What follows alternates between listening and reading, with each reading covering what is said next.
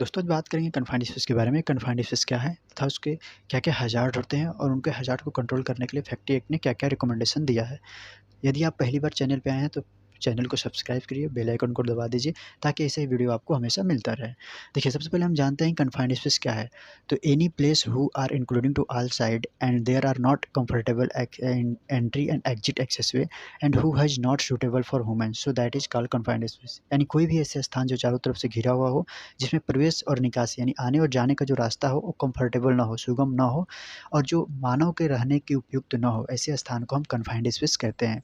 जैसे आप इस फ़ोटो में देख सकते हैं, कोई भी ऐसी पाइप या कोई भी पिट यानी नीचे जो गड्ढा बनाया जाता है, वो कोई भी पिट या कोई भी डक्ट या कोई भी फ़ैन या कोई भी ऐसे स्थान जहाँ आने-जाने का जो रास्ता होता है वो कंफर्टेबल ना हो, यानी एक मेन होल से होकर के आदमी को अंदर जाना पड़े और आना पड़े, तो ऐसे स्थान को हम कन्फाइंड स्पेस कहते हैं।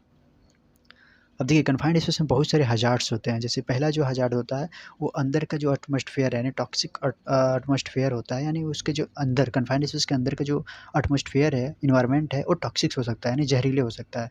दूसरा होता है ऑक्सीजन डेफिशिएंसी, यानी उसमें ऑक्सीजन की कमी हो सकती है।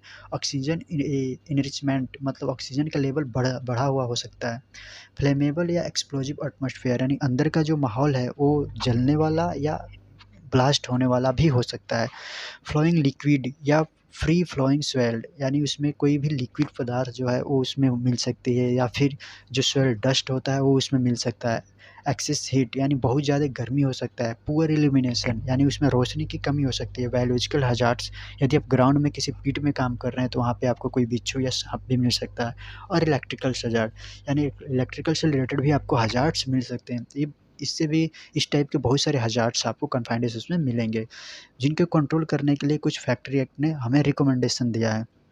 देखिए, फैक्ट्री एक्ट 1948 सेक्शन 36(2) में मेंशन किया गया है कि कोई भी व्यक्ति किसी भी प्लांट में किसी भी कन्फाइंड स्पेस में तब तक नहीं जाएगा जब तक कि उस प्लांट के द्वारा ये ना बताया जाए कि ये जो कन्फाइंड स्पेस है वो काम करने के लिए अभी ओके है और इसका जो मेन होल है वो एक एडिक्वेट साइज़ में हो, जिससे कि ये हो कि ये जो आदमी है, जो वर्कर्स है, वो आसानी से उसके अंदर जा सके और आ सके। तो 1948 सेक्शन 36 के ए में मेंशन किया गया है कि ये certificate in written has been given by competent person based on testing carry out by himself that the access is reasonable free from dangerous gas fume vapours या डस्ट।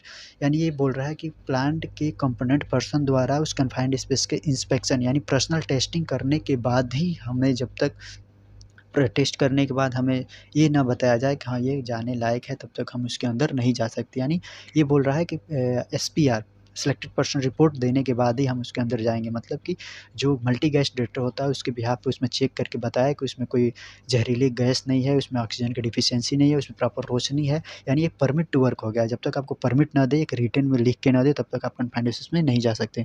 दूसरा ये बोला, such a person wearing suitable breathing apparatus and a belt secure attached to rope the free and which is held by the person outside of confined space। ये बात कर रहा है confined space के अटेंडर के बारे में कि जो बाहर रहेगा, जो भी confined space में अंदर काम करने के लिए बंदा जाएगा, वो suitable breathing apparatus, यानी अगर उसमें मान के चलिए कमी ऑक्सीजन की कमी या ऐसा कुछ माहौल है तो उसमें एससीबी आता है जो सेल्फ कंडक्टेड ब्रीथिंग apparatus होता है, उसको यूज करेगा। और बेल्ट, यहाँ जो बात हो रही है बेल्ट की, वो हो रही है सेफ्टी बेल्ट की।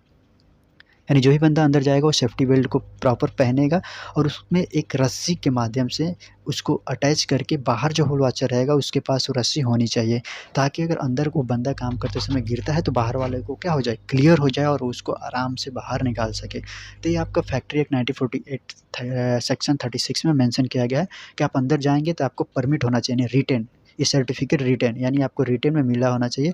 उसके बाद ही आप अंदर जा सकते हैं और अंदर जाएँगे तो आपके पास सेफ्टी बेल्ट भी होना चाहिए।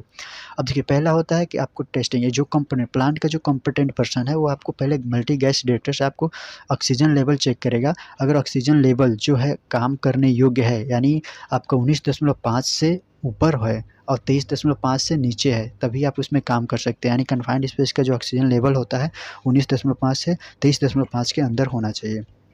जैसे कि आप यहाँ देख सकते हैं कि चेक करने के बाद से 20.9 आ रहा है, तो कन्फाइंड स्पेस जो है वो काम करने के लायक है।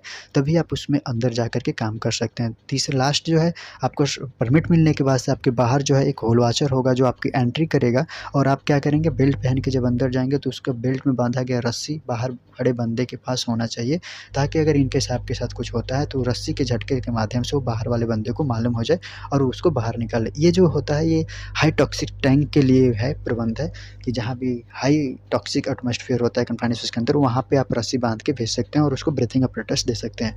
नॉर्मल जो कन्फाइंड स्पेस होता है उसमें आप ऑक्सीजन लेवल चेक करने के बाद से बंदे को सेफ्टी बेल्ट पहना के अंदर भेज सकते हैं, लेकिन बाहर आपको एक हॉल वॉचर को रखना ज़रूरी होता है। तो इस वीडियो में इतना ही, मिलेंगे किसी नेक्स्ट वीडियो में, तब तक के लिए धन्यवाद। अगर आप इस चैनल को सब्सक्राइब नहीं किए हैं तो चैनल को सब्सक्राइब करिए और बेल आइकन को दबा दीजिए।